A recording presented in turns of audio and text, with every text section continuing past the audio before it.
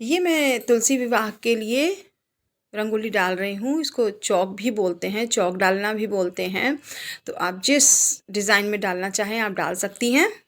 आज मैं बहुत ही सरल विधि से यह बताऊंगी। जैसे बहुत लोग गांव में रहते हैं, वैसे आजकल गांव में भी हर चीज़ उपलब्ध है, लेकिन मार्केट दूर होती है या हफ्ते हफ्ते में लगती है, नहीं सामान उपलब्ध है, नहीं ला सकते हैं। तो इस सरल विधि से पूजा कर सकते हैं। और मैं तुलसी माता के विवाह की सरल पूजा विधि बता रही हूँ। वैसे तो तुलसी जी का विवाह बिल्कुल जैसे एक कन्या का, एक लड़की का विवाह होता है, उसी तरह किया जाता है कि सारी सामग्री होनी चाहिए, फल, कपड़े, सब श्रृंगार के सामान। लेकिन अगर ये सब चीज़ नहीं भी मिलती हैं, पूरी नहीं, दूर है, नहीं जा सकते, तो आप जो चीज़ ज़रूरी है वो चढ़ा सकते हैं। वैसे भी भगवान भाव के भूखे होते हैं, इन सब चीज़ की उनको आवश्यकता नहीं होती है। और तुलसी विवाह का जो पुण्य होता है, जैसे जिसके कन्या नहीं है, जितना पुण्य एक कन्यादान करने में मिलता है, उतना ही पुण्य हर इंसान को तुलसी विवाह करने से ही मिलता है। और तुलसी विवाह के बाद आप 5 ब्राह्मण या 7 ब्राह्मण को भी घर पे खाने पे बुला सकते हैं, या नहीं है तो आप एक ब्राह्मण को ही मंदिर में अपने सामर्थ्य अनुसार खाना दे सकते हैं, भोजन थाल भिजवा सकते हैं। रंगोली बनने के बाद अब मैं गमला रखूँगी। जैसे आपके पास गमला है, या तो पेंट कर लीजिए या धुल लीजिए। वैसे मैंने खैर धुला है, मेरा पेंट नहीं हुआ है। और फिर आप जैसे मिट्टी का गमला है तो उसको धुल के उसमें आप यही पीठे की थाप लगा लीजिए और सिंदूर लगा लीजिए। और लगभग मेरी रंगोली पूरी हो गई है, तो बस अब मैं सब में सिंदूर लगा रही हूँ।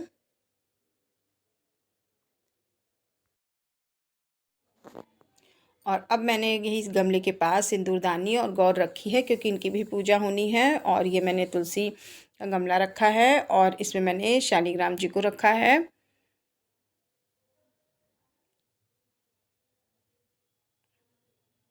और शालिग्राम जी को मैंने जल चढ़ाया है। फिर तुलसी माता जी को जल चढ़ाना है, लेकिन जल थोड़ा सा चढ़ाना है, ज़्यादा नहीं भरना है गमला।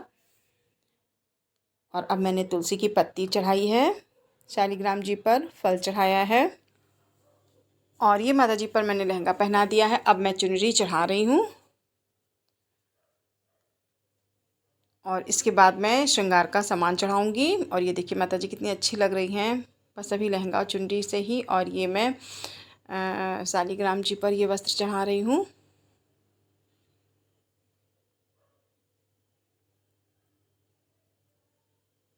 और अब माता पर श्रृंगार का सामान चढ़ा देना है, जो कि चूड़ी, बिंदी और मेहंदी, आलता, ये जो ज़रूरी चीज़ है, सिंदूर, ये आप चढ़ा सकती हैं। ये काफ़ी ज़रूरी होता है।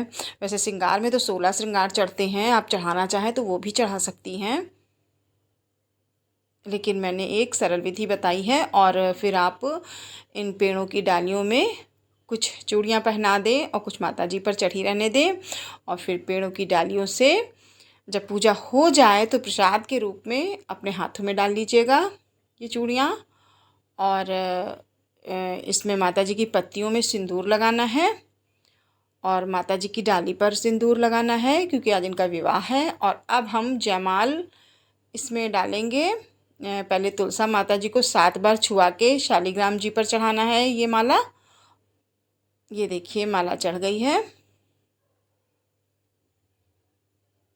और अब तुलसा माता जी का माला शालिग्राम जी को 7 बार छुआ के तुलसा माता जी को पहना देना है।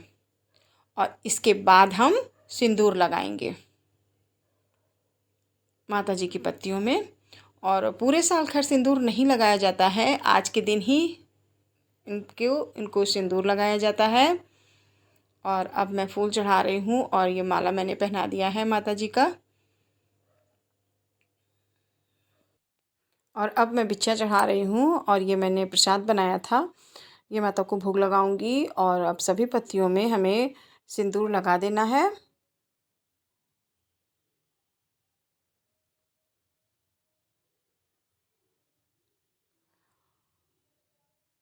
और फिर जब पूजा हो जाए तो प्रसाद के रूप में ये चूड़ी माता जी से एक पहन लेनी है प्रसाद के रूप में।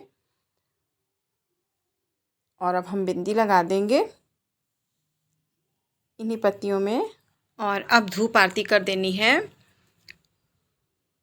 नमो नमः तुलसा महारानी, नमो नमः नारायण प्यारी, नमो नमः कौन तेरो मात कौन तेरो पीतो, कौन तेरो नाम धरे तुलसा तुलसा महारानी, नमो नमः धरती तेरी माता आकाश तेरे पिता विष्णु तेरे पति, नमो नमः थाल भर लड्डू भोग लगायो, ख्वारी पूजे घर भर पायो, ब्याही पूजे गोद खिलाए ललना, बूढ़ी पूजे बैकुंठ पधारे, नमो नमः तुलसा महारानी, नमो नमः नारायण प्यारी, नमो नमः।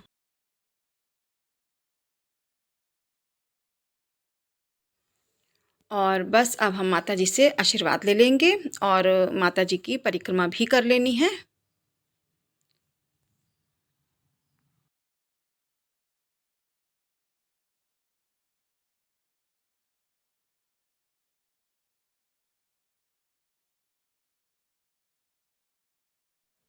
और बस पूजा करने के बाद 5-7 परिक्रमा ले लेनी है तुलसी माता जी की।